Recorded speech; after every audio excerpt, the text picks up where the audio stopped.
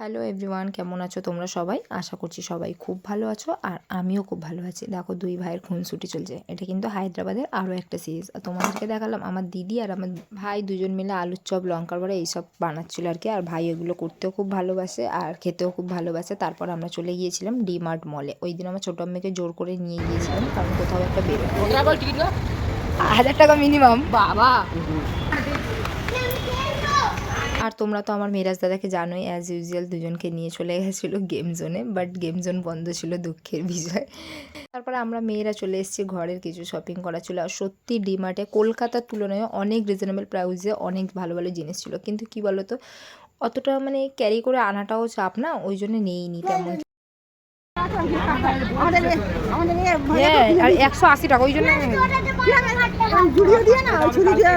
কাটতে হবে।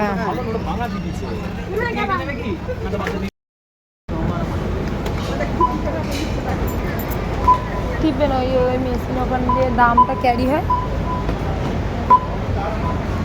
আর ছেলেটার বদমাশি তো দেখতেই পাচ্ছ, ও একটা খেলনা নিয়েছিল আসলে, মানে ফ্রুট কাটার, যেটা আমার মনে হয়েছিল দামটা বেশি। তো আমি ওর পাপাকে বলেছিলাম যে কিনে দিতে হবে না, কিন্তু ওর মামা ছিল, কিনে দেবে না এমন তো হবেই না, তো কিনেও দিয়েছে। বাট এখন আমি বুঝতে পারছি যে জিনিসটা সত্যি খুব সুন্দর, আমাদের কলকাতার থেকে দামটাও কম আর খুব সুন্দর। আর ভুলবশত হায়দ্রাবাদের দুটো ডিমার্ট আছে, তো আমরা দিদিরা আলাদা আলাদাভাবে বেরিয়েছিলাম আর ভুল করে দুজন না আলাদা আলাদা মলেই চলে গিয়েছিলাম।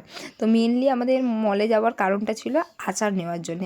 অনেক আচার নিয়ে আসা হয়ে গেছিলো তার আগে, কিন্তু কি মানে কিছু আচার গিফট পারপাসে দেওয়ার ছিল। আর হায়দ্রাবাদে যেই যায় গিফট পারপাসে আচারটা নিয়ে আসে। এখন দেখো প্রায় অনেক রাত হয়ে গেছে, আমরা আইসক্রিম খেতে বসেছি।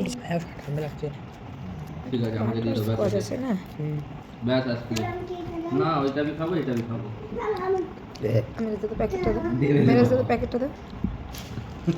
সবকটাই কি বাটার স্কচ ছিল? না, তুই তো বাটার স্কচ চালা না।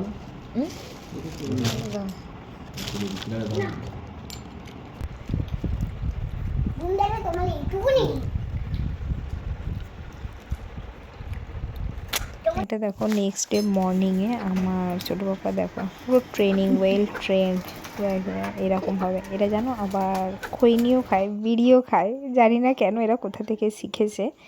তো আর আমার ছোটো পাপাই এখন আছে, আমার পাপা নেই, লাস্ট ইয়ারে আমার বড় পাপা ইন্তেকাল করেছে। তো আমার লাইফের অনেকটা জায়গা জুড়ে আমার ছোটো পাপা আছে বলতে পারো।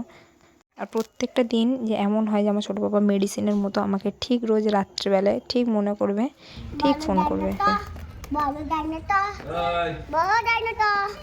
আমি একটা কাজ করছি তো, দেখতে পাচ্ছ না? আমি একটা কাজ করছি তো মাম্মা।